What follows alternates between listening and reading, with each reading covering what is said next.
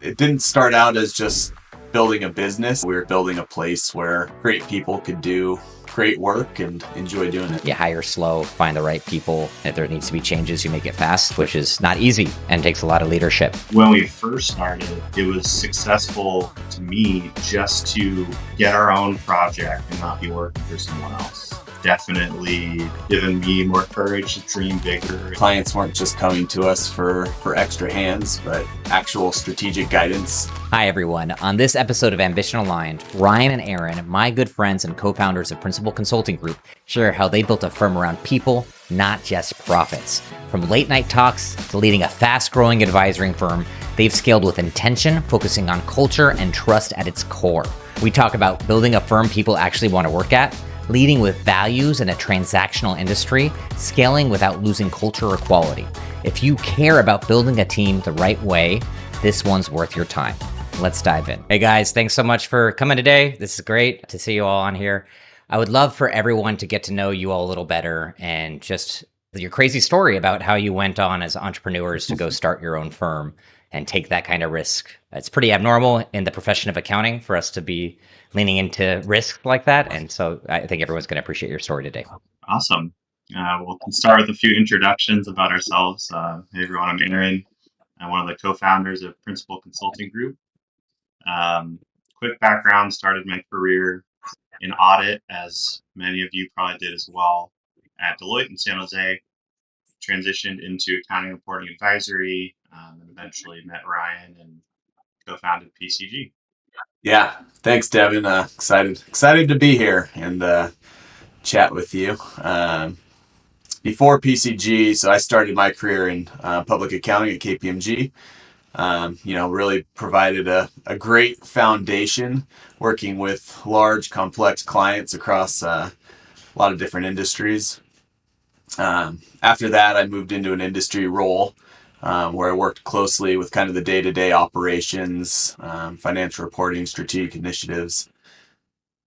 After that, went back into consulting where me and Aaron met and decided after many late night conversations to start PCG together. And I think that that experience across kind of the big firm, the small firm, the industry has really shaped a lot of what we're doing today at PCG. I think everyone would love to learn more about what were those late night conversations and how did you all decide to go stake it out on your own? I think that's fascinating. Yeah, so we met while working together at a prior firm, as I mentioned, and what stood out immediately to me was how aligned we were, and I think that still is true today. But not just in terms of kind of work ethic, but in how we thought about client service, problem solving, kind of team culture. Um, Over time, we kept circling back to the same idea. And I think we said, why don't we try and build something? Something more, agile, more collaborative. And then eventually, I think the timing was just right, and we decided to take the leap. And I don't know, it didn't start out as just building a business. I think it was, we were kind of building a place where great people could do great work and enjoy doing it. Yeah, just to tack on to that, I mean, I think the heart of it was we really enjoyed working together, and we knew we wanted to keep working together. And I remember at first we were talking about, hey, we'll go to another firm together as like a package deal, kind of thing. Take both of us or neither of us. But the more we thought about it, the vision was to create a place that would attract the type of people we want to work with.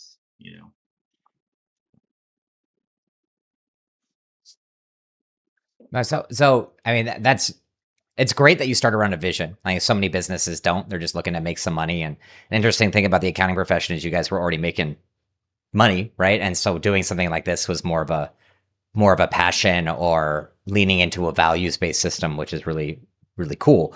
But I'm curious, what did that first 6 months look like? Like that's a huge change to go from making salary and just billing hours and hoping to get your bonus and go up, get the sticker check promotions to going out and doing your own thing. What was that first 6 months like? Yeah. I know that. I think that first 6 months was a mix of excitement, uncertainty, a lot of problem solving, a lot of late nights.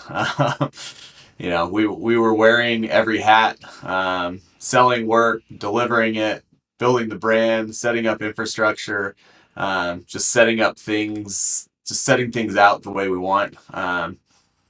It was also, that first 6 months. I think we were fortunate to land great clients early on, but that also meant we had to scale up quickly and make decisions fast. I think we hired our first employee within the first 6 months, close to it.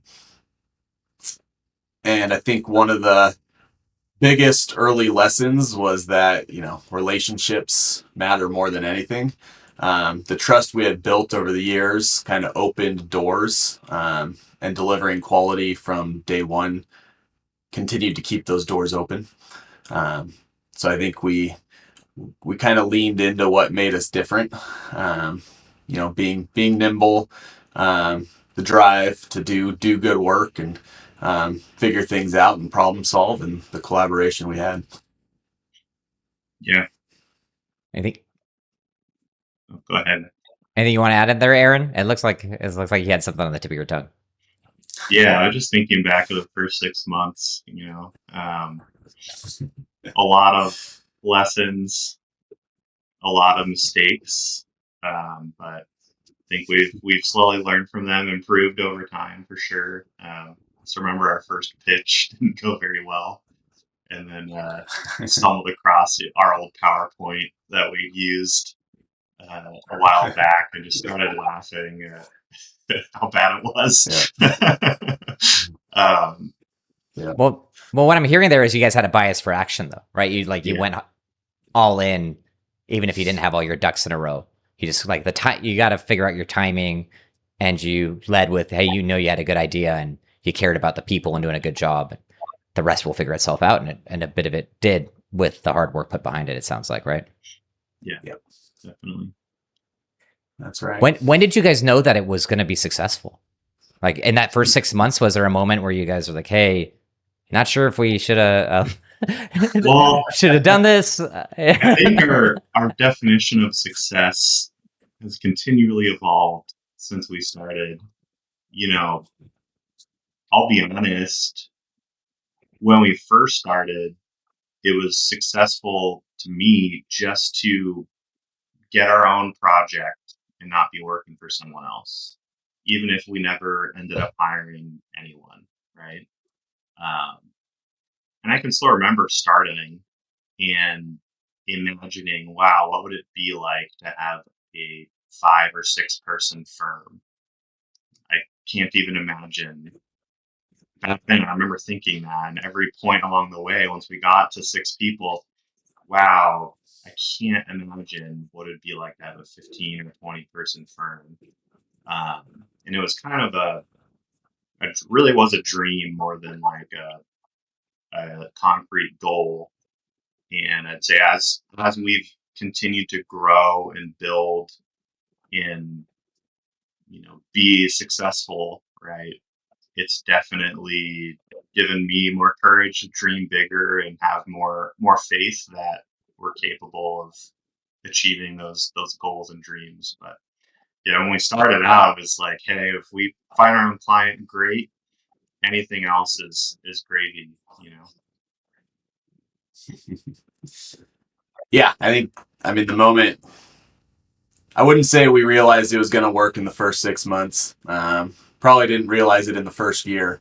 But I think thinking back, it was probably, I don't know, a year and a half in, where there was a moment we were working on multiple projects, with some large clients, and we kind of had this realization that we weren't just getting work, we were getting called back. Clients weren't just coming to us for extra hands, but actual strategic guidance, and they trusted us to solve, some of their most complex problems, and they were referring us to others. I think that was kind of the point where I was like, man, we've got something here. It wasn't just about surviving or getting by. It was kind of clear we were building something that had value. And did the vision change at all throughout the last 5 years while you guys went through those different stages of employees and getting like, wow, we're actually building something here, or has it stayed, okay, doing good work with good people and prioritizing relationships? Yeah, I'd say yes and no. Our core values, I don't think they've changed, and I hope they never do. Um, but our vision for the future and our goals, those kinds of things have definitely changed and evolved as we've grown and learned. Yeah, I mean, I think we were initially, very very lean, hands on, scrappy.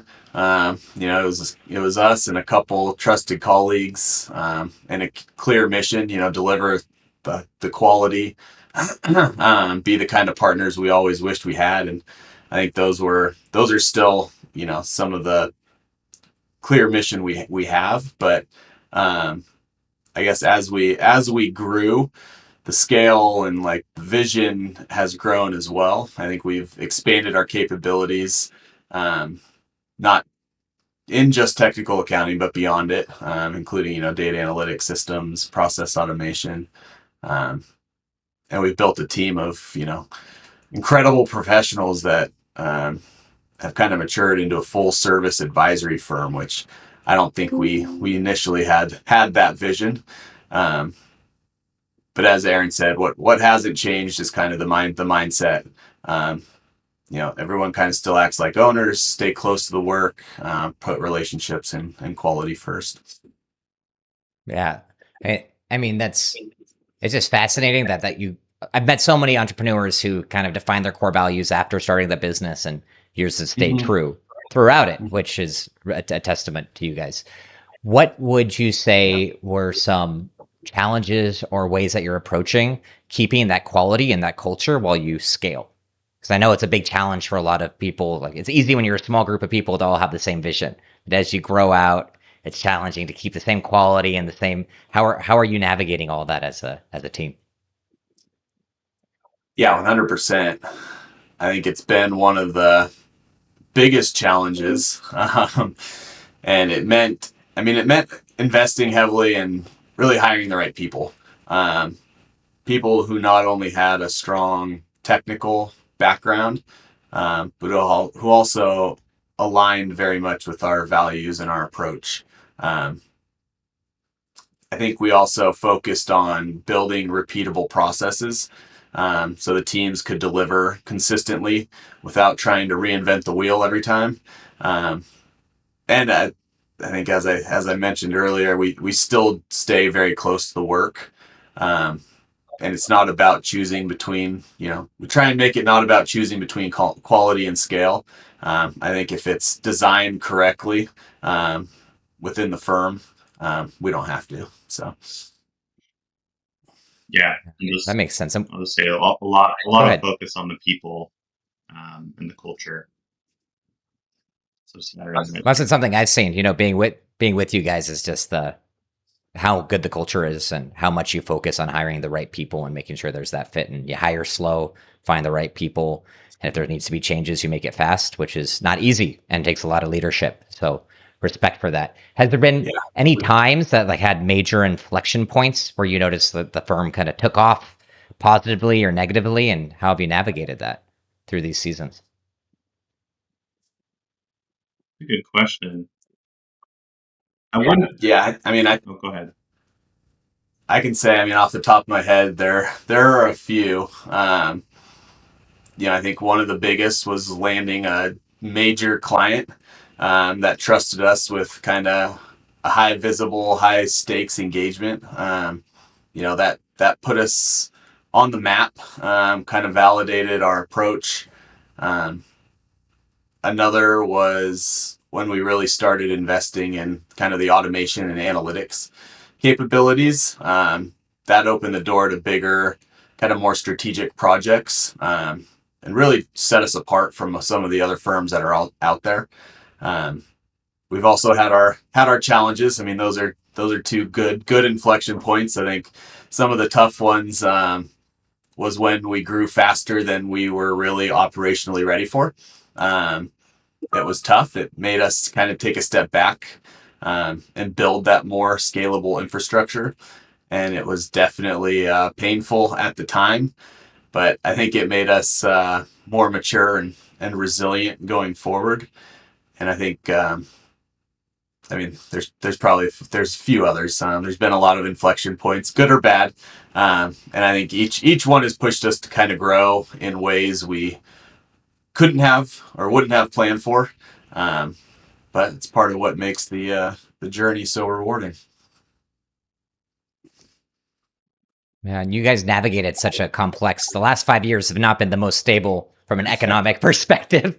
To be simple, what we went through COVID, and Yeah, then all the election cycles. It's been gnarly. So being it resilient, has. resilience is a strength. Resilience is a true strength for a company. It has, and I mean, you talked about the team earlier and kind of what we've built at this point, and everyone's like, "Man, there's so much M&A activity in the space. Why don't you guys sell it? You guys could probably do this again in a few years." It's like, no, I mean, I don't know if we could build what we've done today and get the collection of people that we have today, and it is pretty cool. So, and it's been fun. I can't imagine doing it again. Yeah. In a good way, right? But But was there any systems or anything you guys relied on when you were kind of working out the nuts and bolts? And for the audience, but starting your own thing, figuring out things like payroll and closing the books and making sure the lights stay on and make sure you're using the right banking partners and making sure all that's all takes a lot of time, right? It takes a lot more that, and while you're trying to still work in your business, you're trying to run your business, right? And so, is there any unlocks you had there? Any advice you have for other entrepreneurs that made it easy, or did you gotta have to brunt force it and learn along the way? Yeah, I mean, fortunately, we're accountants, so we've got a leg up on someone who's not used to this stuff starting a business. But honestly, I think there's a lot of just cheap, accessible small business like web-based tools that automate a lot of the mundane day-to-day stuff um, that really helped. So you know, even just the basics like QuickBooks, we use Gusto, stuff like that. Um, does make life a little easier.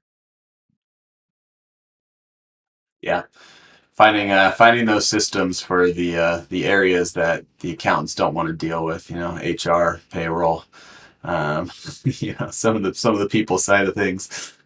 Standardize that makes made things easier. Um, but I think a lot of it is kind of going back to just building kind of processes and playbooks and um, being able to help deliver consistently, and let people focus on what they need to be focusing on, and not dealing with some of that, the HR stuff, the insurance, the benefits, making sure that's all taken care of. Yeah, that makes sense. And so with that, what's changed in your leadership? I'm curious. Over the last 5 years, what do you say has changed for yourselves, and how are you intentionally building your culture today?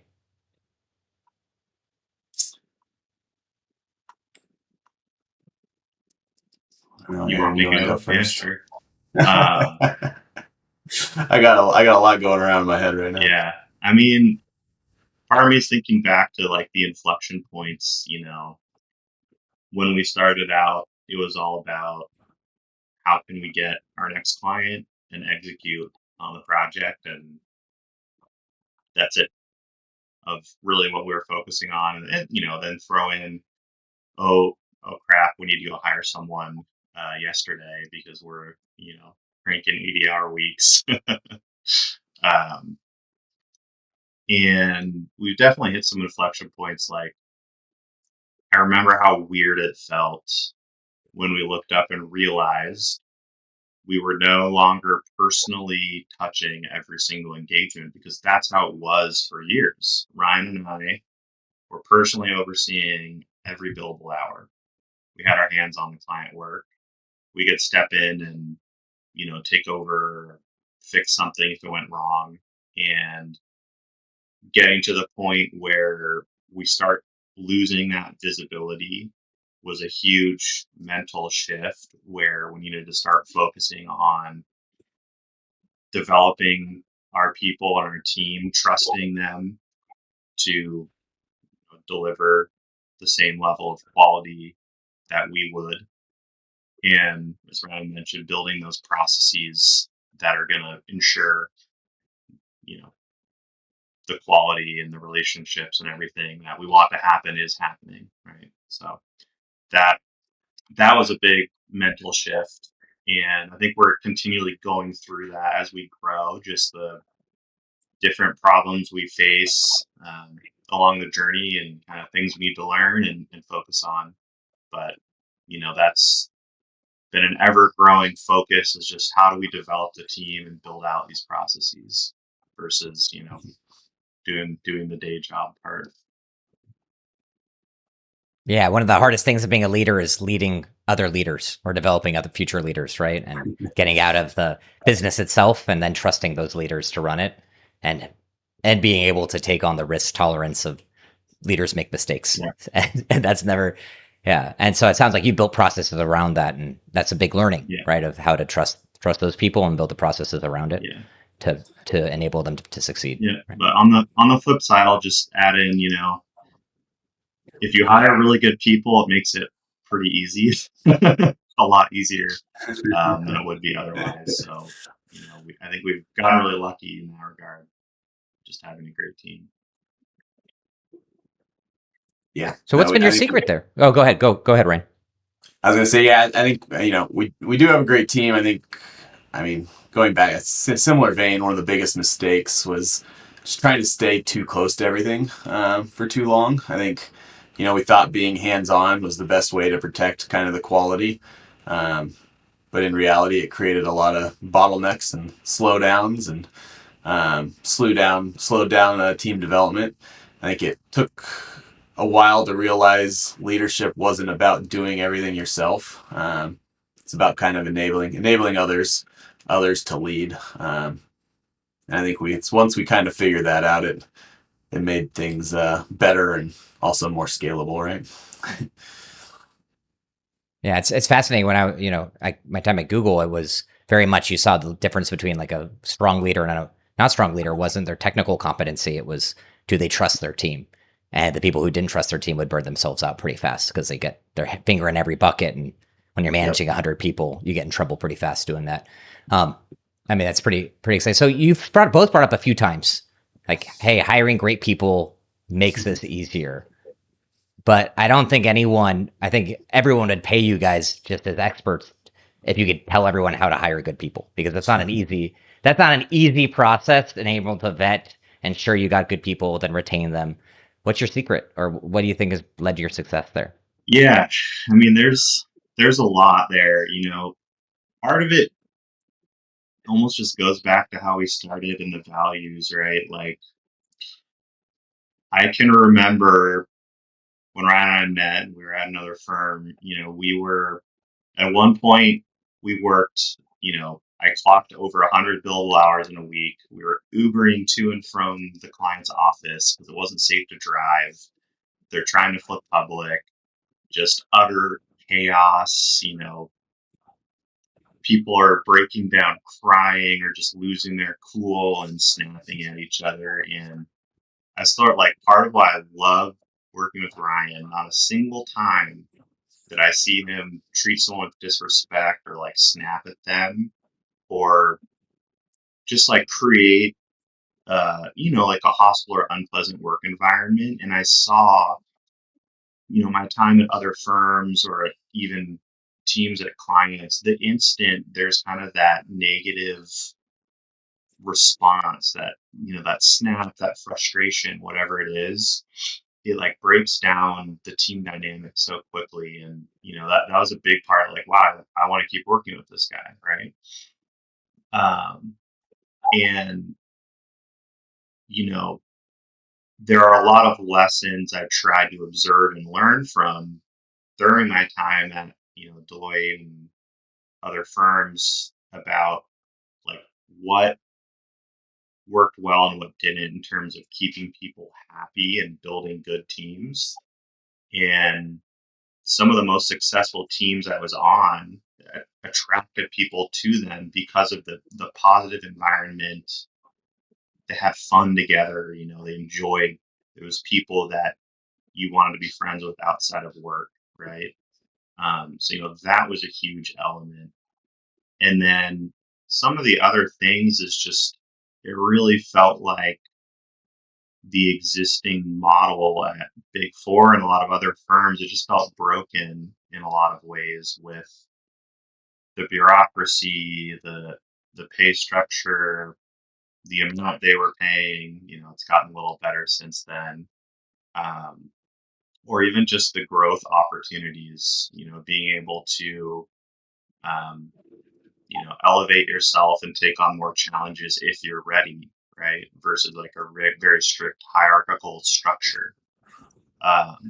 So these are just some examples, but we've really put a lot of thought and effort into creating an environment that attracts those high performers, those people that aren't satisfied with the status quo and they're going to leave one of those other organizations for something better. And I want to create a place where they feel like the environment is, as good as we can make it for them, right? Whether that's career growth opportunities, flexibility, the comp structure, opportunities to work on the business itself or like get into some new areas, whatever it is that we can do to create that environment. And then we kind of hit critical mass at a certain point where we have this cool culture and this fun team. And it's cool when people come interview or someone starts and it's just this positive feedback loop where they kind of, you can feel the good vibes, right? And you want to be a part of it. So I don't know if that's a very scientific answer, but Well So said. what I'm hearing from you, right, is that you screen for people that are positive and encouraging, and like for me, it sounds like future leaders. Like you're screening for people rather than just finding headcount. You're trying to find people that you would want to actually work on the team. And I've been in the industry long enough, and most people have. There's a lot of jerks in the industry, right? Where as you move up, you just kind of hammer down on the staff and take your title and kind of shove it down people's throat and maybe stop adding value. And I got to say, since I've joined, I've definitely noticed how uplifting and positive everyone is in the firm, which is pretty unique. I haven't met anybody who has any kind of negative connotation or discussion or gossip. All that stuff seems to be kind of squashed, unless it's in jest or for fun, which is really abnormal and really cool that you've done that. And it's interesting you did it from a person. Sounds like it was intentional. Like you're hiring kind of on a personality screening almost of, hey, are you going to be able to come in here, do good work, but also be positive and have fun with it? Does that sound right? yeah, and I Yeah. think it's not. I also believe a big piece is just the environment. You could take someone and throw them into a negative environment; it's going to rub off on them. And same thing here. Hopefully, when people join, we want them to come into this positive environment and like feed off of it, right? Um, but yeah, totally agree. Ryan, any additional thoughts there? I think it was well said. I mean, we've always tried to hire those people that are curious, accountable, and genuinely care about the impact they have. Um, and so I think with the values we've talked about already, being transparent and creating a space for people to really lead. I think we've instilled that structure, including kind of clear feedback and um, standards and kind of a mindset going forward. So I dig it. I'm curious too. Something I've observed is you all do a really good job, and every company I've seen it's really talks about, oh, we'll have the hard conversations, or we'll be transparent. But in reality, most people have those behind closed doors, and they aren't transparent. And they don't give great feedback to people. But there's something about the culture of the team that they do. Everyone does a really good job of being straight with each other in respectful ways. Like, hey, by the way, we could have done this better next time, and it feels safe. Like it feels like you created a safe space for people to be like, hey, I think can we do this better, or have you thought of this? And the feedback's never rejected, right? It's kind of just yeah, this yeah, or hey, we might actually you might have some healthy discourse there. And how do you what did you do to intentionally kind of build, I'd say, like the safe space to have intellectual discourse? yeah. I think I mean, it comes down to the culture again, and kind of the high performance, high trust that we've got, and at its core, empowering people to take ownership of their work and collaborate. I think it's also been a very open collaboration and team. I think everybody's, they're good working together.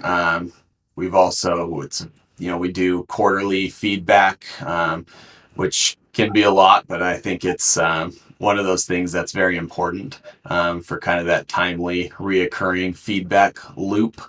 Um, but I think that's also provided opportunity for people to um, provide feedback, not just for people they be mentoring or coaching, but also upward feedback.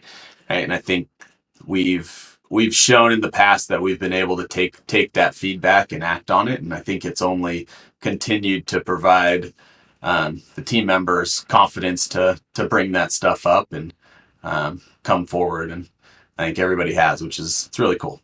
It's I really think cool. what you said there is really well said. Is that so many people say they take feedback seriously, and maybe they'll even gather it, but you got to act on it. You can't just listen to people, and then people are smart. They'll realize that you didn't do anything, right? They realize when you're just kind of BSing them. And I know you Yep. guys do. Oh, you do a great job of taking what people say seriously when you hire, because it sounds like you're hiring people you respect through the process.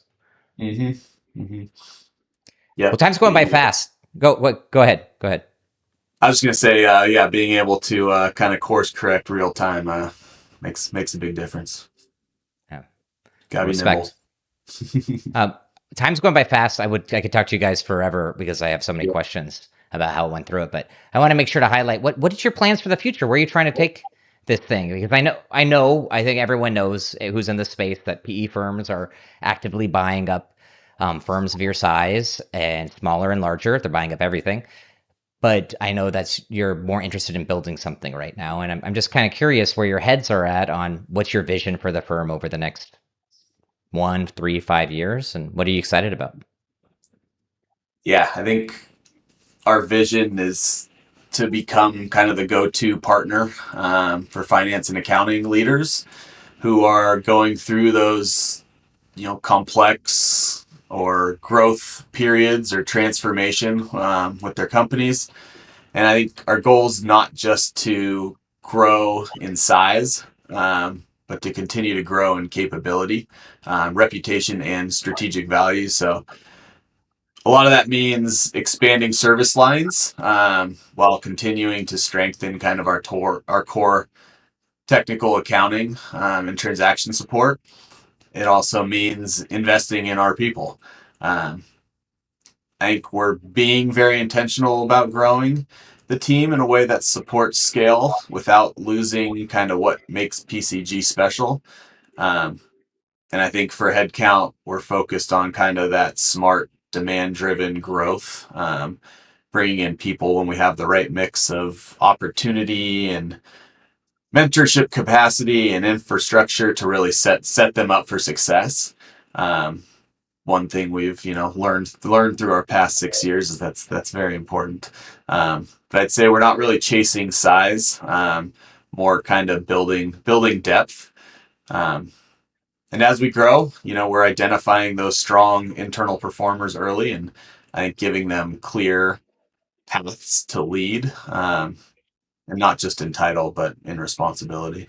So That's great. Anything you want to add there, Aaron, on vision?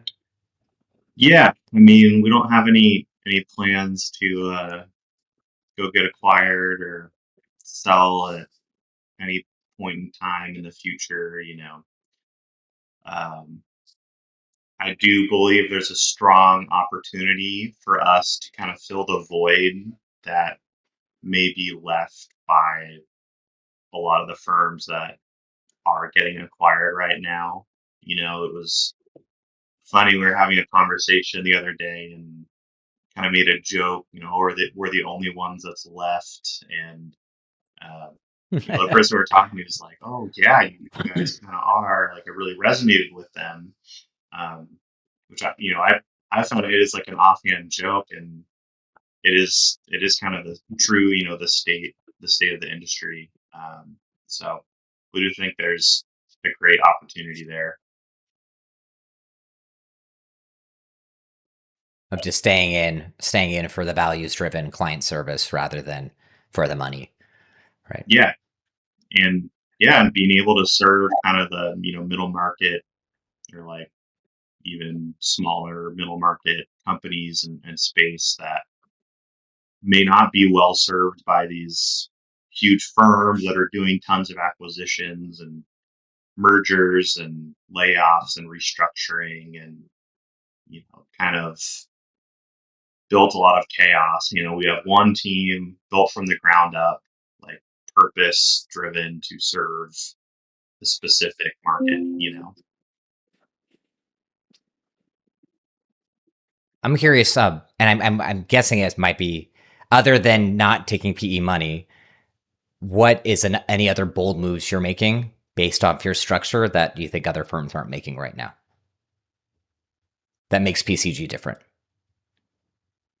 Yeah, I think our focus on, I mean, building out that kind of full scale advisory firm at such a young age as ourselves, um, and one of the key factors in it being kind of technology and automation. I think very very early on we brought in data analytics, and that has been a core piece to our business, whether it be FP&A work, accounting advisory, accounting operations, um, PE, data analysis and visualization. I mean, I think there's so many different ways you can utilize data and these automation tools that our clients don't always think about. And there's definitely kind of that old school thinking to, technical accounting, write the memo, put together the analysis, deliver to the client.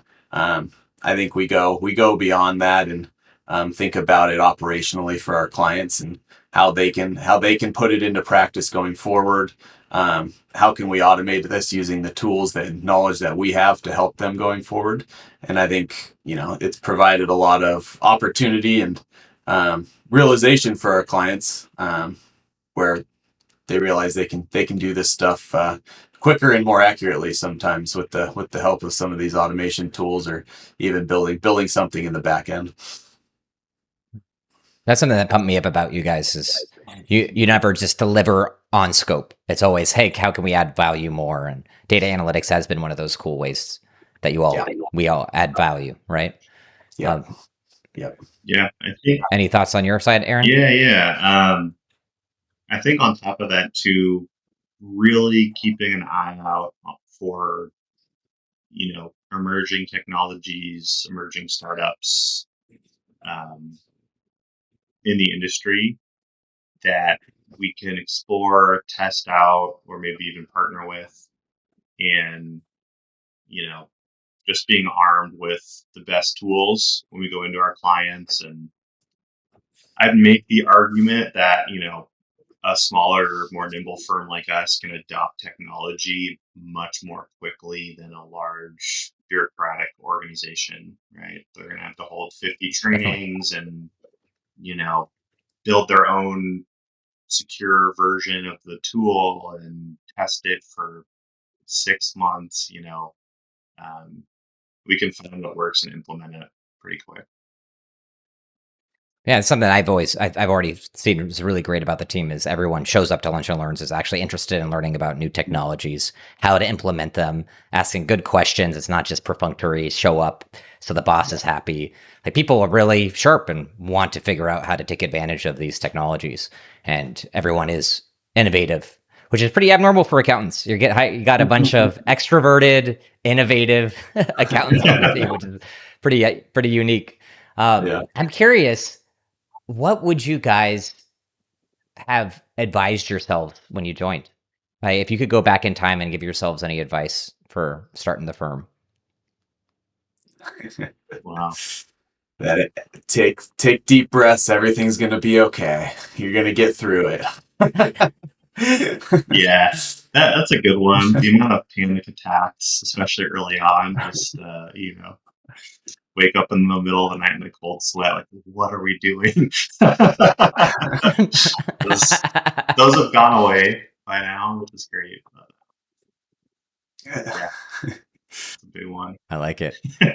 What question should have I asked here that I didn't ask? Hmm. What question should you have asked? Yeah. What do you wish I asked you guys? I don't know. Maybe some more color on just the origins, the beginnings, kind of. Um, I think I mean one of the biggest things that kind of changed and shaped PCG and who we are early on was COVID. Um, hmm. and so how those kind of macro events and stuff kind of changed who we are and our vision. Initially we were like, we're in the Bay Area, we're going to open an office. All of us are here, all our clients are here. Um, we drive 3 hours a day to our clients, but we didn't know any different, so great. Um, I think you know that changed our whole world. Clients expected people, their consultants to have their butts in the seat, and that changed, and it really changed our vision. We focused more on hiring the right people, no matter where they were, than necessarily in the Bay Area, and I think it's opened up a whole new world for us since then. So we've got clients all over the country, we've got people all over the country, with all different kind of aspects and backgrounds, and um, I think it's kind of changed a lot of who we are, and um, different thinking, and so that's been pretty cool. Yeah, it'd be great to talk. Yeah, maybe that just for a few minutes. Then I know we're already running short on time. Yeah. It's what is that kind of remote strategy? So many companies waffled and went back and forth, and now as people are getting forced back, some companies are leaning in hybrid, some people are leaning all in, but more and more people are kind of disrespecting, not disrespecting, but taking away the employees' flexibility there. And so I'm just kind of curious on your perspective on all of that and how that feeds into Yeah, I PCG. mean, yeah, I mean we are remote company. I mean, we've got a few hubs where, and people go into the office at shared workspaces together. New York, Colorado, Bay Area, Sacramento area. They all get together, a couple times a week. But um, we are kind of remote first, and I think some of the biggest things with these companies that are returning to the office, and some of the biggest challenges that people or these companies requiring return to the office is kind of productivity. They didn't understand the productivity, what was happening, keeping people accountable. um, I think here at PCG, first off, I think consulting is kind of different. You are accountable because you have to report hours, you charge hours. So you got numerous people looking at that, and you also want to make sure that you're being accountable to your clients, and charging correctly. And um, so I think it also comes down to that hiring, and um, people want to be accountable, people want to own their own work, people want the flexibility. So in order to have that flexibility, I mean, you have to have that trust, you have to have that accountability, you have to have that work ethic. And so I think it's worked out really well. Um, so I think it's been very positive, and I think everybody loves the flexibility. And it really comes down to, you know, people don't care whether your consultants are working between 9 to 5. They care that the work's getting done. So, and I think we do that really well. And if that means somebody wants to take 30 minutes, an hour during the day to go work out or do something, as long as they're getting stuff done, it's all good. Yeah. It goes back to retaining great people, right? Which is Mm-hmm. which is awesome. I think also you guys put your money where your mouth is, which I think is really impressive. So many companies I've seen do the remote work say like, we want people to come back, but we're also not going to give anyone travel budget to meet up. And we're not going to do events in person. And they kind of speak with both sides of their mouth. And something you all have done is always getting everyone together at least a few times a year, right? Which is also abnormal for a firm and really cool. And how did that start? And I'd love, Aaron, you called it out on it. Is do you guys have any good origin story, or where did the semi-annual retreat come from, and where did that idea? That's pretty unique and interesting. It's not like some annual training retreat. You get everyone together and actually have some real relationships with people and have like true true friendship and bonding experiences. So that would be kind of fun to shed some light on. Yeah. Well, I still remember our first ones during COVID. We all got some beverages delivered to our houses and had a virtual happy hour. But no, I mean, it really just started as us. We're all friends. We were all living back then near each other. And it's just like an excuse to hang out and do something fun together. Um, it really was just felt like going to hang out with some friends. So really, that was how it started, and then it's just been an extension of how could we keep that going and keep that feeling alive, right? Yeah, I think it's become very, very important as well, since we are all remote. We don't see each other that often, especially if you don't live in one of the hubs. Um, so being able to get together, few times a year and have some fun, I think it continues to build that bond um, and culture, and I think it's been really important, really important. So Yeah, for those listening who don't know, I mean, you guys go pretty abnormal, cool places. Like rodeo was on the docket last time, right? And I'm sure yeah. you could go down a list. What was your favorite one? How about you guys? Which was your favorite PCG event you've had so far?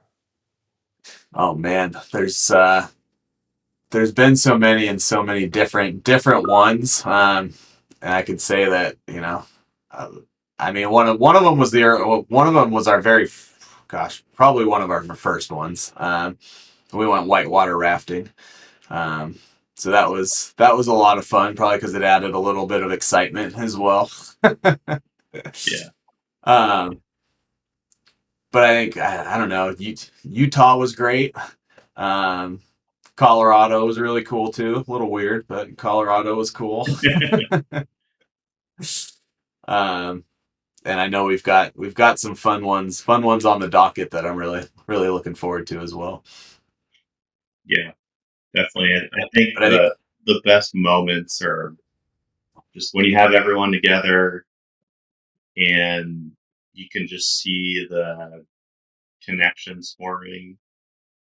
You know, some people maybe they don't work together much at all, and meeting each other, getting to know each other, or maybe they do work together and they're strengthening that bond. Uh, that's always the best part. It can be kind of a surreal experience when we work remotely and then seeing everyone together in one place at the same time. That's awesome. Hey, well, guys, I appreciate you taking the time today. Hopefully, have you guys back on if you ever want to talk in more detail about more origin story interests or like what's going on in the future or any hot topics, But I really appreciate it, and I think everyone's going to enjoy learning more about your story and hopefully feel encouraged. I like to ask this a quick lightning round, and then we'll close it out. of just some lighter stuff. Like, okay, savory or sweet, Aaron? What do you prefer? Ryan? I'm more of a sweet guy. Sweet. Sweet. Okay. And what's your favorite dessert? If you're gonna choose a dessert, what are you gonna choose? I think I go pie, apple pie. Um, yeah, apple pie. I think it's ice cream. Yeah. Hey, they go well. They go well together. Maybe that's.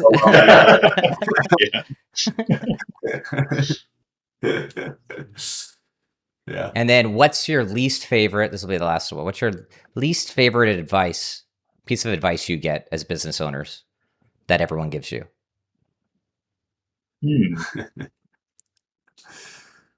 Least favorite advice. I once got advice from a Big Four partner, and you could tell they were at the Big Four, but we were going back and forth on hiring somebody, and they were like, just hire them. If they don't work out, you can just get rid of them. And I was, that's not good. Like that's not what we're trying to do.